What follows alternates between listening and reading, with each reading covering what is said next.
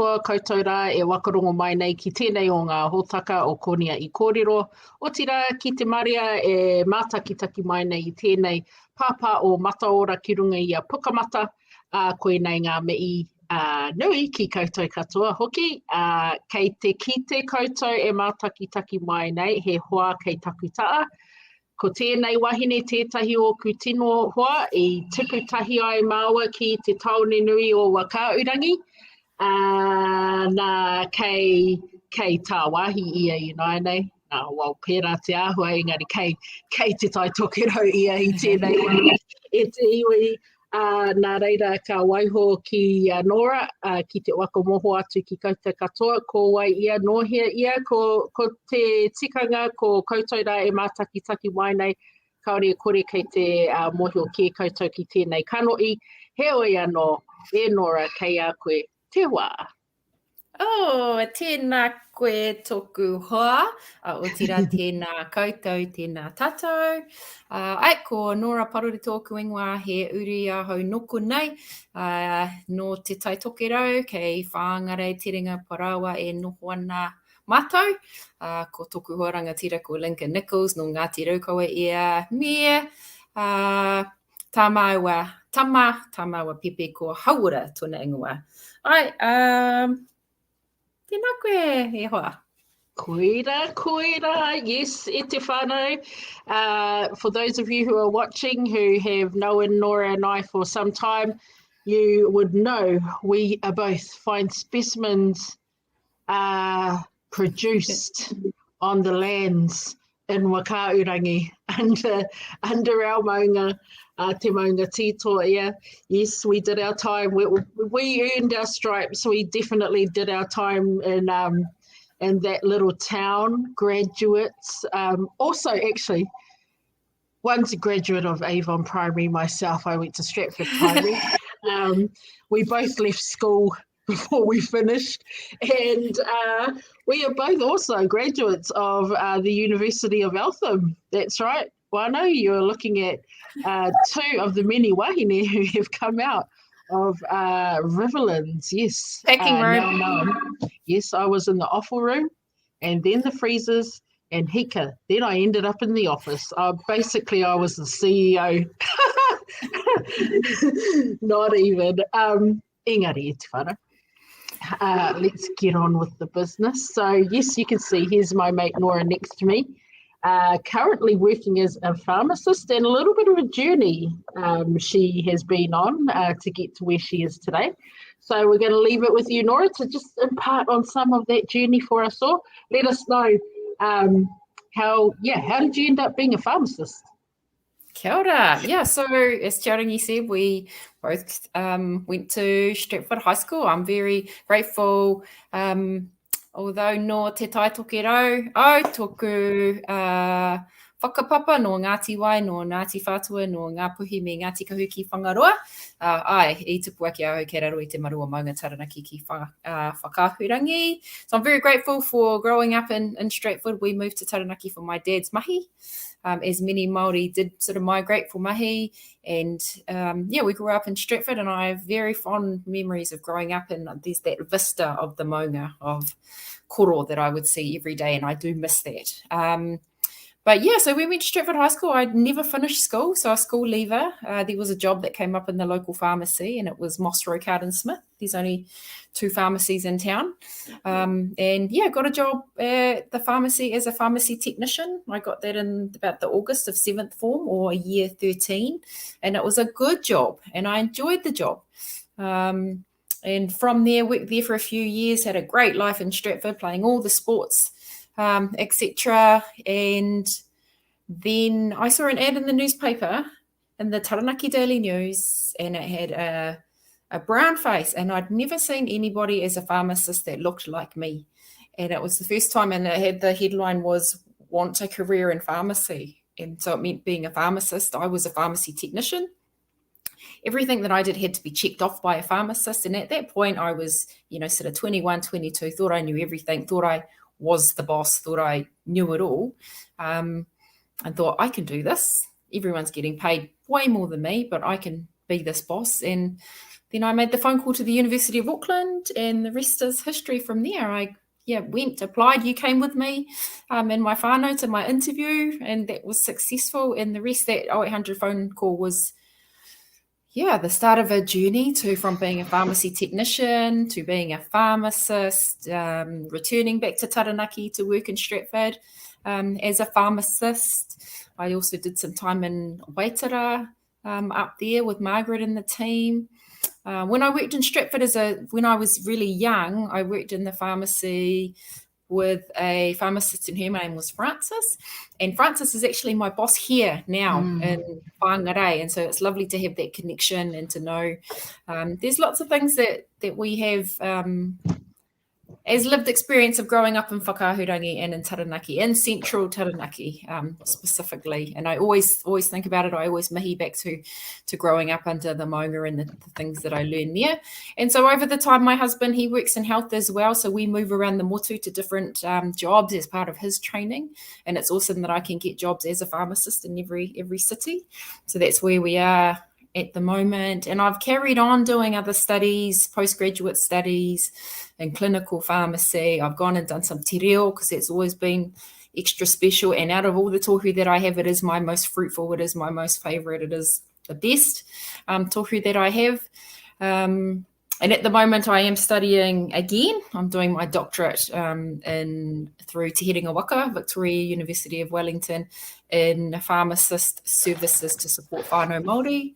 And I also work part-time as a research fellow out of the University in Wellington as well, kind of policy stuff. So it's taken me on a really good journey, and I've had a very varied pharmacist career, from teaching, mentoring, some board work, as well as the stuff that I just love, the kanohi, ki te kanohi, the work in the pharmacy. I love it. The community stuff, eh? The community stuff. Yeah. So there are a few different roles you can work as a pharmacist. You can work in the community. So that's the pharmacies that you all know, like in Whakahurangi, there's 2 pharmacies on the main street. In Waitara, there's 1 on the main street. There's also pharmacies that are from within in a hospital. There's pharmacies in the hospital, and you can have pharmacists that work within a general practice as well. So there's a few different roles, but the role that I am experienced in is the role in the community pharmacy. And I love it, and it complements all my other work, and it means I get to talk to whānau and try and actually, our aspirations to help with Māori health are real, because we've got lots of lived experiences. My father received a kidney from my mother. He was late diagnosed with diabetes. My husband and I, we work in health. We named our son Hauora as a manifestation of our aspirations for whānau Māori, for, a sense of mōreoro for flourishing health. And it's a privilege for people to share their knowledge, their experiences with me at the pharmacy, as well as in my research work, where I'm very critical of what's happened to Māori in health over the last 200 years. Yeah. I mean, we see so many inequities out there. At a time like this, we're living through a pandemic, at a time where Māori need to be, a high priority, if not the priority.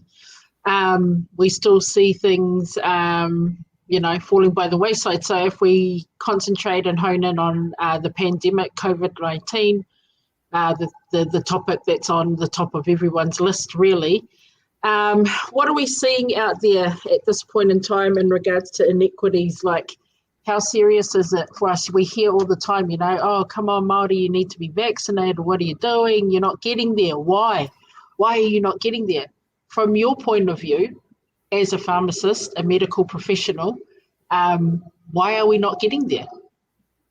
Yeah, I think there's a long list of reasons why Māori aren't getting vaccinated. And so I have lots of aroha for our whānau, because we are portrayed in that we are looking lazy. And there is a lot of misinformation out there as well. But I want to talk to the health system first, because that is where one is the system that I live in and I work in. And it's also, as my role as a Māori health researcher as well, something that I dive deep into, looking at policies, etc., for Māori. So one of the things, things like funding formulas for Māori health providers to develop services, we've always been underfunded. It's not helpful. to help Māori, if our Māori health providers are underfunded. There's been a heap of research and actually a big growing body of evidence to show that it is actually a racist health system and it doesn't work for Māori. So this is not just me saying it. There's well-researched documents that are heavy hitting and that the government are actually listening to, and they have to. But this research has been going on for a number of years, but the stuff that's come out just recently, the Health and Disability Systems Review, the Y2575, the Waitangi Tribunal, kaupapa inquiry into Māori health, into hauora, that's come out. So there's quite a few documents that actually acknowledge the health system is racist against Māori. That's not helpful for us either. We know that the way that the vaccinations were rolled out, we know that they went out in sort of 4 categories. It went to border workers first, fair enough. COVID was coming into the border. It went to health professionals next, fair enough. Health professionals were on the front line. And then it started going in sort of age groups and whether you had chronic conditions. What wasn't helpful for Māori is we know that Māori, we have a large group of people that are we have a younger demographic, and that's beautiful to me because that tells me that we are the future. We've got a lot of whānau that are going to be in the future. But what was happening is because we fell late. Our time was up. You had to wait for the message. Okay, 65-year-olds with conditions, you can have yours now. 50-year-olds, 40-year-olds, but 30-year-olds. And so I am showing that some of the reasons why our younger people aren't getting is because they just couldn't. They didn't have the access to get it. So that just wasn't fair either. We also know that a lot of our Māori, we live rurally. So it comes to access. So we live in small towns. So I am going to talk to, at the moment, I'll talk to Te Tōkero. We've got so many spaces up north from where we are here, like there's at least 5 hours, there's a massive country. But I could talk to somewhere like Taranaki. I know Tuioro are going up to Moko and doing vaccinations, but even in, Whakahurangi, who's going out to Toko, who's going out to Kāpunga, there are these rural areas. So it's about access as well, access to service and, access to resources, and that will, ties around into funding. And also I just want to talk to the younger group who weren't finding out till they weren't allowed, their time wasn't up. They weren't actually allowed to go. In that time, I actually believe that there was a lot of misinformation just blew up. It just blew out. And as a pharmacist vaccinator myself, so I do vaccinations in the pharmacy, I get to hear the privilege to hearing some of the stories from people and why haven't they come? And the group that are currently getting vaccinated now is a bit more complex. Some of them they're physically ready but not mentally ready, or some of them are mentally ready but not physically ready. And there might be these complex, as well as Māori being later on the rollout, as I've talked about, rural access.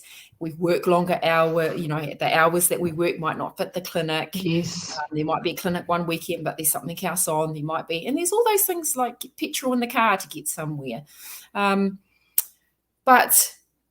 yeah, it's tough. It has been tough. And the misinformation is another thing as well. I was going to say something else, but I forgot.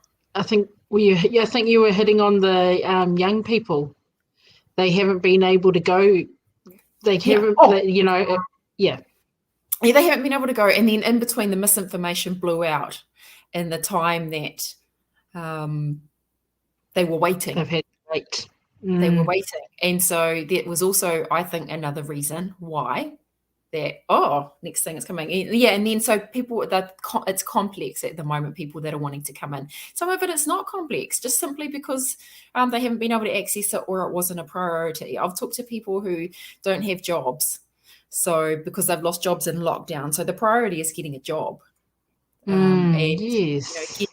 There's all sorts of things. And sometimes the young people are wanting it, but the older people aren't. Sometimes people are relying on relationships, trusting relationships. And we know lots of Māori don't have trusting relationships with health professionals. And I'm not just saying this from lived experience. I'm saying it from the research. I'm saying it from the data as well. It's well researched. But I probably have lived experiences of stuff like that. But yeah, there's lots of reasons why Māori haven't been able to do it. And so I have aroha for them, as well as, like it's been a lot of unfairness as one. Yeah. That's a big side of things. But then there also is the misinformation. The misinformation.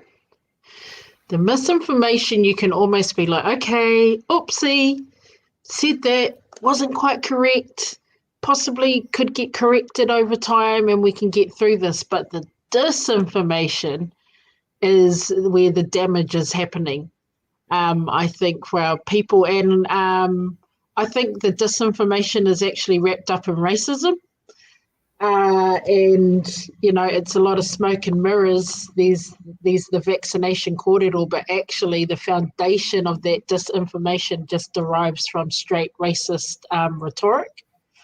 And probably what's the hardest thing to swallow, but I understand as well, but the hardest thing to swallow is it's our people who are being pushed forward to carry that narrative. I'm finding that really interesting. Yeah. What's your thoughts? The disinformation, it's crazy. It's sad. I'm really sad that that's happened. And so my Māori research and my doctoral research, which privileges the voices of whānau Māori, is based around kaupapa Māori principles of whakapapa, whenua, and whanaungatanga in particular. And so when I start going back to certain pautikanga and whakaaro Māori, and that we do it for, and for me living here on the whenua no te taitokero, the whenua no te tiriti o Waitangi, me he whakaputanga, we have a tupuna that signed he whakaputanga and a tupuna that signed te tiriti as well. We can name them. And so, and being here, it's actually more of a commitment to it. It's a commitment for, especially my son, Haoro, who carries that whakapapa line, and I, they were both resounding declarations of us to have our own sense of tino rangatiratanga and mana motuhake. And so we're hearing those concepts a lot from people that are, perhaps pushing Māori forward. And that's what makes it is very sad for me, is about how as Māori we do it as a collective. We make decisions. And I know my tupuna who signed, I don't know, but I think that their vision for us when they signed that I don't think me having 2 needles in the arm wrecks the mana motuhake and wrecks the tino rangatiratanga.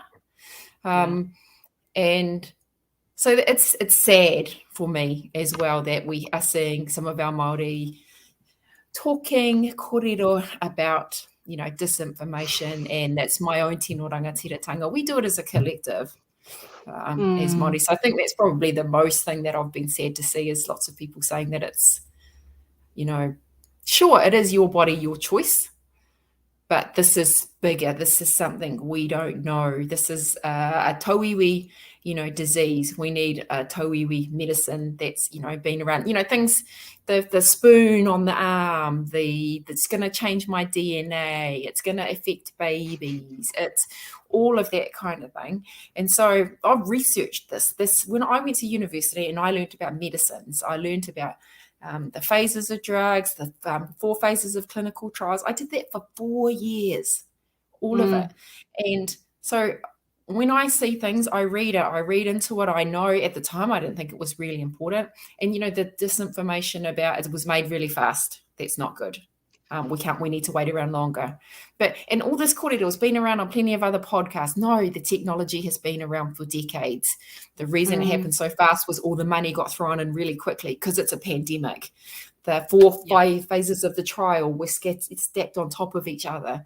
But the actual most important phase, which is, some of the testing's been done on millions of people across the world, that it is safe. It's safe. So, things like that, and we know, make sure you listen to reputable sources, make sure, but for me, it's about talking about who do you trust? Who do you trust? I am a Māori health researcher and a pharmacist. I've done the training. I'm not showing off about my qualifications. But I want whānau to trust me. And I've done the reading. I trust it. So as I mentioned earlier, my dad received a kidney from my mum. I think I mentioned it earlier. One of the ultimate koha, the ultimate thinking of whakaaro Māori, the collective greater good, we want our father around, my mother gave it. They weren't exact matches for kidneys, but we went a process where it's a bit harder on the person receiving it, but it can be done. You can share with your own whānau. So, I'm thinking about that. So my dad, he just recently, they have released that whānau can get the third dose. It's not a booster dose, it's a third dose, okay? Certain people, there's limited criteria of someone who can receive a third dose. So someone like my dad who's received a solid organ transplant qualifies. It's such a special koha. He is immunocompromised, which means his immune system hasn't taken on the first and the second shot like yours and mine. So he just needs that third shot as well. I vaccinated my dad myself. Would I really vaccinate with my own hands, draw it up, make sure it's all fine, put it into his arm? He is my father. Would I do that if I didn't understand the science, if I didn't trust the science, if I hadn't read about it, if I, believed someone who didn't? So I think, try and find someone that you trust. Sure, you might not have had, relationships with people that you trust, but whether it's a kaumātua i marae, whether it's one of your nieces and nephews, whether it's someone, there's got to be someone there that you can talk to. And there are many Māori health professionals. I've been pushing, I've had a lot of questions from whānau talking about, it in pregnancy. So I reflect them over straight away to a podcast by Ngāpuhi fertility expert specialist, Dr. Olivia Stewart. We know her.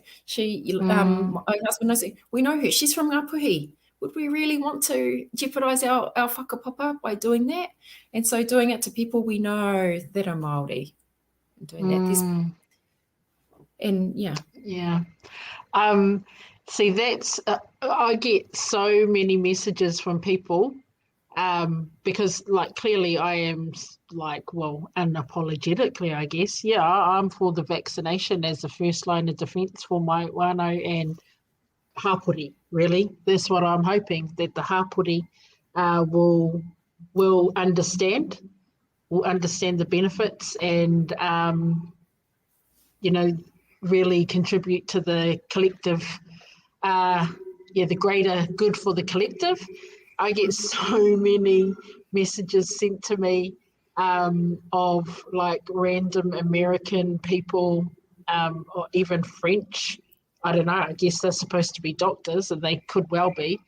And I'm just thinking, why are we so quick to believe a 5-minute YouTube video from another country and not trust in our own Māori doctors? So that's been or Māori professionals. That's been my thing, is that when people are sending these clips to me, I'm like, oh, tune in to such and such, because you can listen to a real live Māori doctor who actually someone will know them personally. It's like, I'm just, it's a bit of a perplexed.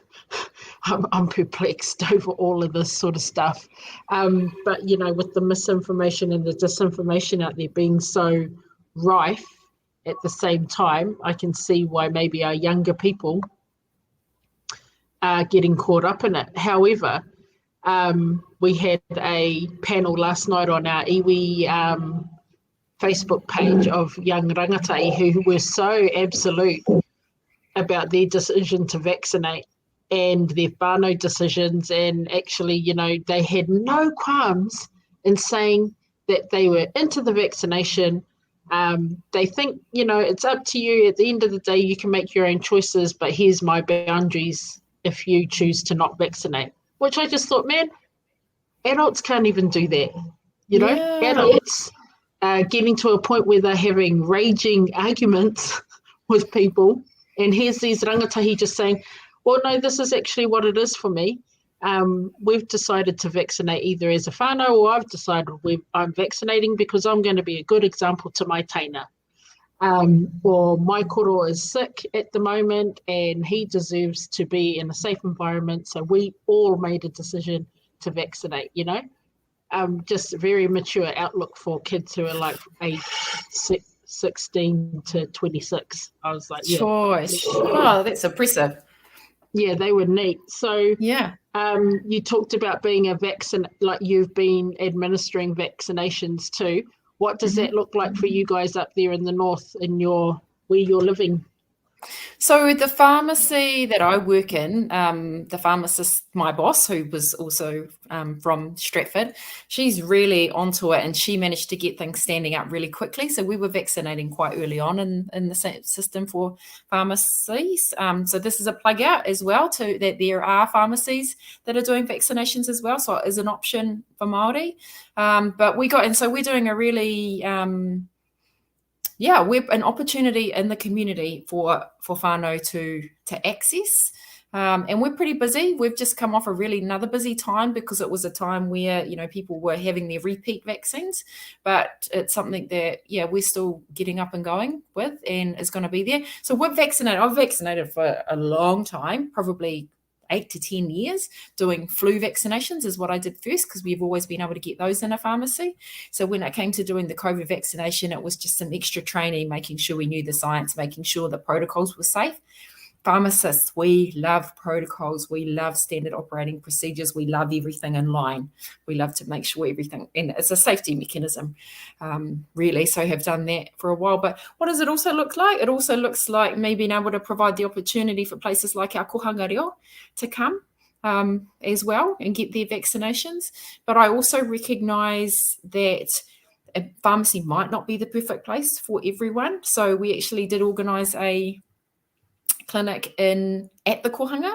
So we got some staff. It wasn't actually our pharmacist staff, but it's not about me always promoting pharmacy. It's about me promoting Māori health. It's about me, helping health in general, helping in this crisis time. So, I wasn't, crossing any boundaries, doing anything. It was about providing the opportunity for whānau by recognising that it could be the message, who the messenger was, and, perhaps the environment, because we don't know,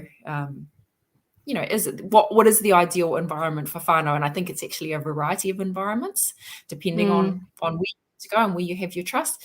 So, for example, we set one up at our kohanga reo. And just while I'm talking about kohanga reo and tamariki, I'm thinking about vaccinations and immunisations that we give to our tamariki. So I make no, never hide that I am pro-vaccination when it comes, especially to our tamariki.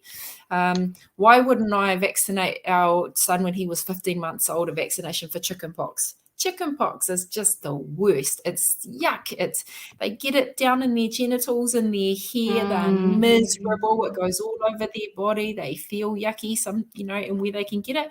There's a vaccination now, and this talks to the whakapapa of vaccinations as well, where, we no longer have smallpox, TB, all of these, these other yucky things, that polio, that we are able to vaccinate with now.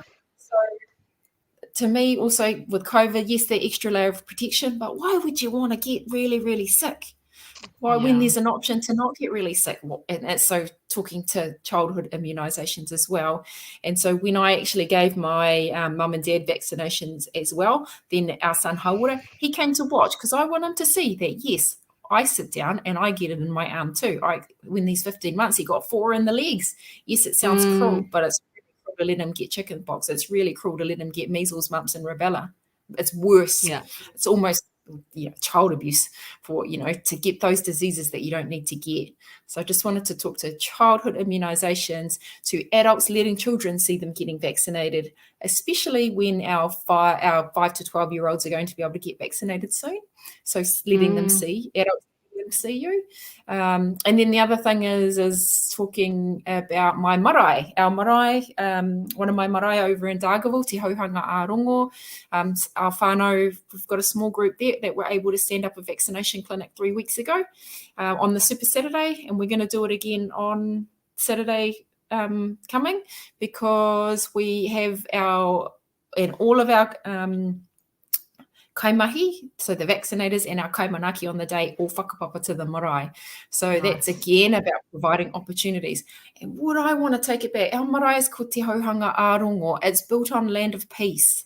It's my whakapapa that comes down the lines from our tūpuna that signed here whakaputanga and te tiriti. Would I not trust the vaccine? Would I take it back to my tupuna if I didn't? If I hadn't trusted the science, read the science, and trusted the people that are going to be there? Yeah, it's, I mean, when, you know, the other day I interviewed two of the wano cousins who live in America.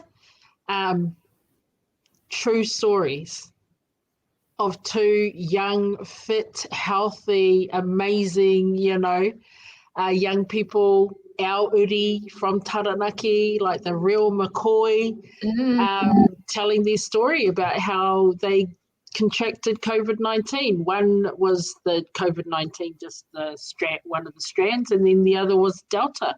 And, you know, you hear about it, but you don't necessarily actually know someone who's had it, or it's so far away because it's in America that it's hard to think, okay, how is it relevant? However, we've got it running right through Auckland. It's pretty popular in Waikato, but still for us down here in Taranaki and up in Taitokero too. But for us down here in Taranaki, it's been so hard to grasp that actually this is happening. However, all of the predictions, the research that has been produced, Rauri Jensen said in his kōrero with the Māori Party, gee, I must go back and check exactly how many weeks it was. But when he talked, he told us straight up, we've got 7 weeks. 7 weeks and we'll be in the same boat as New South Wales. Now, have we reacted correctly to that kōrero? I think as Māori, the Māori organisations, Māori medical professionals, I think probably over and above, definitely. But, you know, we need to understand that the prediction is that it would have been here next week in Taranaki as well. So what do we do, people? Like, how much more research, how much, you know, how many more Māori professionals, the real McCoy Māori professionals, who we know, they're actually our cousins. Absolutely. You know, like, but not like these people who we do not know. We know them. We have to put our trust in our own people before we're listening to the mis and disinformation that's coming in from the United States of America. I mean, how does that affect us? I think that's quite key, talking about like letting Māori control. You know, we've had solutions from the start, solutions that we know will work for our whānau. And we can tell the actual data shows quite clearly that when Māori were allowed to, when we were allowed it, that they've actually stacked up really quite quickly. Sure, we're still behind, but when we were allowed access, it took us, we're on the back foot. But if we sort of put a timeline on it, Māori are doing actually very well. So it depends on how you cut the data. That's really important as well, on how you read it and which way you cut it, how bad that you look. So I just look at Te Whanau Apanui and the way that they've run their own things. They are an absolute exemplar of how it can work. And they had their borders, they had their health systems working around, and their numbers are looking really good over there, their vaccinations. And the other day up here in Te Taitokero, Ngāti Takahu took control, probably even before the Northern North went into lockdown level 3, they took control. So Māori, we have the answers. And the resources are just coming a bit slow or in little pockets. For me, I mahi to the likes of Rauri Jensen. He must be tired. He must be tired. Yeah. But he never gives up. So for me, I just like to keep doing my thing on the levels that I can do. And if everyone does, their contribution, if you get, when we decided to have our marae clinic, we know lots of our whānau are actually vaccinated. I don't care. We don't care as a whānau. We want to provide the opportunity for the hapori to come. And if we can get any more people vaccinated, another 1-2 people vaccinated is another 1-2 people vaccinated. And we know areas like Te Taitokero and Taranaki are lacking in their vaccination areas. But yeah, we can do. But I think people do need to be engaged in their communities to make it work. I've heard people say it's about the message. What is the message and who is it coming from? Yeah, I think that's probably key, the message and who is it coming from. And exactly what you just said. If it's one or two more people, it's one or two more people. You know, Super Saturday, great, awesome. But let's make that a consistent thing and not just leave it till Super Saturday, you know? Yeah, aye. And I think it's important for Māori to know that well, I haven't given up on whānau. I know you haven't given up on whānau. There's been all of these other things. We haven't given up on you. We're carrying on. And like we've always said, you've got any questions, hit me up, ask me, whatever. There's so many podcasts and things around from reputable people from whānau. That would be my words of advice, is to have a look around for the stuff from whānau Māori, from Māori health professionals, to do that, you know. But sure, always available to answer questions if people have. Of course, I advocate for people going into their pharmacy and talking to their local pharmacist, especially the ones that are doing vaccinations, or, you know, in Taranaki, they have lay vaccinators there now. Doing who are whānau comfortable with, go to who you're comfortable with.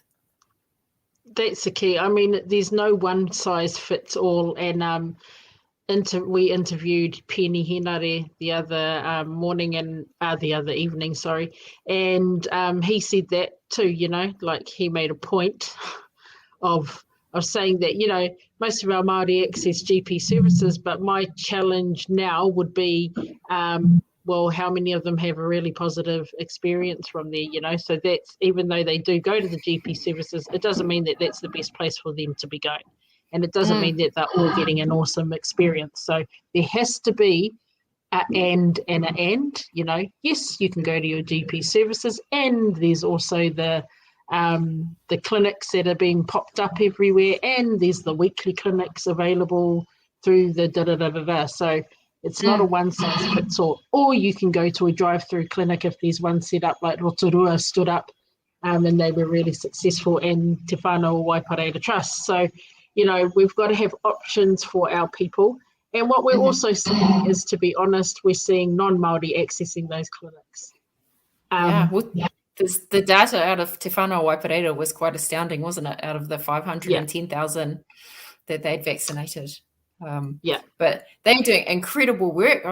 You know, mahi to them for the incredible work that they have been doing as well, actually. It's been huge. And even like some of the research that I do as a health researcher at Te Herenga Waka, Victoria University of Wellington, as well as my own thesis that I'm doing out of there, that a lot of what I'm seeing, emerging research shows that whānau do appreciate multiple access points.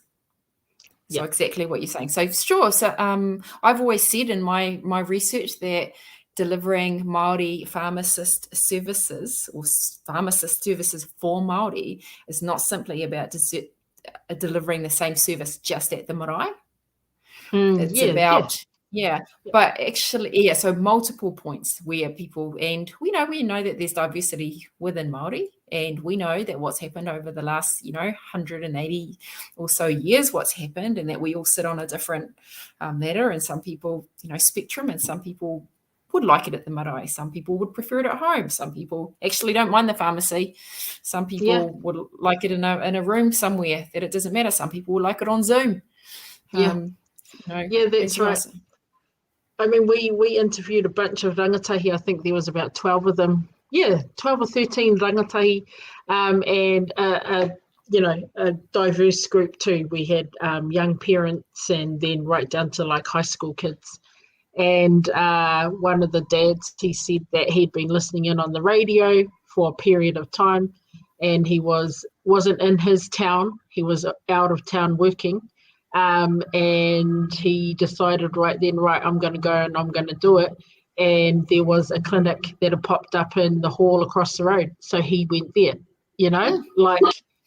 so, he's a pā kid. So, everyone's just, some people just want to go to that clinic, not have to talk to anyone, just sit there and wait for my time and then see you later. You know, they don't all want to sit down and have a kai with Auntie who's there being the kai manaki. I mean, that guy, he actually said, "Oh, fine." And then I hear my wife, she goes to the pa, and then they got a mean kai and everything, you know. So it's fit for purpose. At the end of the day, it is about that line of defence and getting that vaccination. And I always say, should you want to? I actually mean you need to. No. Well, but I understand the need for people to feel like it is their choice. I understand the distrust of government. Gee, God, look, here's me and Nora here. We got a huge distrust of our government. Don't you worry. Very vocal about it too. However, at this point in time, sometimes you have to put your own personal feelings aside and do what's better for the greater good. And here is what really drove me, Whānau, because we're going to wrap this up very shortly. I'll leave the last words to Nora. 2 years ago, is she 2 or is she 3 now? When our Taranaki mokopuna was born, because all the rest of the mokopuna live out of Taranaki, they live in Rotorua or Wellington or Hamilton. So for us, our mokopuna here, we've only got one mokopuna here in Taranaki, and her mum, my niece, she said to me, because we had been away somewhere, coming back anyway, she said to me, hey, if your kids aren't vaccinated for, might have been the chicken pox, something, they can't come around until they're vaccinated. Cough. Was it? Yeah, it was something like that anyway. Mm-hmm. And I thought, you know what? Yeah, you're right. I'll tell you now, 13 years ago, if someone had said that to me, I would have been like, fine, I won't come around. But now, you get older, I think you mature and you understand the choices that people make around their children too. And what I liked about that was her strong boundaries and tikanga, because then you just knew where you stood with that person. It's not personal. Everyone gets to make their own health decisions. So yeah, that's what pushed this vaccination for us, because I've had my issues with vaccinations with my kids over the years, and you and I have worked on that together. And so this time round, definitely the collective, the greater good for the collective far outweighed any personal feelings that I had for any vaccination. So I'm going to leave the last words up to you, my learned friend. Kia ora. Impart on all of those who are listening in to us at the moment. Okay, kia ora koutou. My final words. I just want to touch on you talking about hapu mama, and it is recommended for hapu mama to have a flu vaccination and a whooping cough vaccination as well, and now also to have the COVID-19 vaccination, and it's safe. It's safe. So to do that, would I recommend that my niece, who is about 30-something weeks pregnant, have it?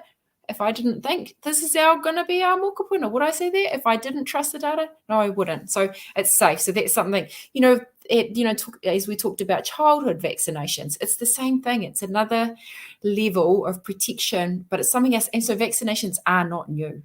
They're not new for us. That's right. But this pandemic is new. And so and social media, I think, has a lot to answer for in this blowing up as well. I did a vaccination on one gentleman who was going to get it ages ago, but he just didn't get around to it, access, etc., working, busy, and then finally came and got it, and he was really nervous about it. He was, and so I felt privileged. I said, you can scream, you can do whatever, don't worry. So take someone you trust. Remember, you can take a support person with you. If you've got a fear of needles, etc., take someone with you. That's Kei Te Pai. But he said, what happened? He was happy to get it to start with. And then when he finally came to get it, it had blown out in the middle. So he just was really, what happened and how did it get like this? So that was quite interesting. But my final words, I'm going to steal an analogy that my husband actually talks about when he talks about vaccinations and about trust. I've talked a lot about trusting, who do you trust with the information? So he talks about if he wants to build a house in a place, he'll go to his builder friend that he knows, who knows how to build. If he wants to get the car fixed from someone, he'll go to his car person who fixes the car. If you want to know information about vaccinations and the science around it, go to a health professional to get it. So I just want to push that kaupapa. And just finally, as well, get vaccinated. I felt like she was going to come out with a little ditty to go with it. That's it. Vaccinations That's it, everywhere, guys. man. Oh man, I'm going to rib her about this after the show, whānau. No, that's Don't tell it by Donna. vaccinations. I was just going to say, and this is going straight into our friends, the girls thread too. So our friend Donna, who's not on here right now, can give. She probably won't watch anyway. No, she won't watch. Okay, so e te whānau, there you go. I am doing my bit for everybody at the moment. I'm trying to get as much real life Māori information in here for everybody in regards to the vaccination. These are people you can trust. We know them. God, they're our relations, they're our best mates, they're our aunties, our uncles, our cousins. They're not here to do you wrong. Nā reira, e te whānau, tēnā koutou katoa, kua are taringa mai ki tēnei uiui ki waenganui, tēnei kōrero ki waenganui i a māua ko taku tuakana nei, Nora, ko ngā mihi mata kui ki koutou katoa. I tēnei wā me noho haumaru tātou, me mautonu ki ngā tikanga o ngā pai haumaru tuarua. At the moment, we're in level 2, whānau, but if the predictions are right, we need to amp up our strategies in regards to keeping ourselves safe in our own homes, within our own kāinga. Stay at home, whānau, stay in your bubbles. Nā reira e te iwi, kia haumaru ai te noho, ki wā koutou nei kāinga, kia moho ao te noho hoki. Hei konei, hei kona. Mauri ora.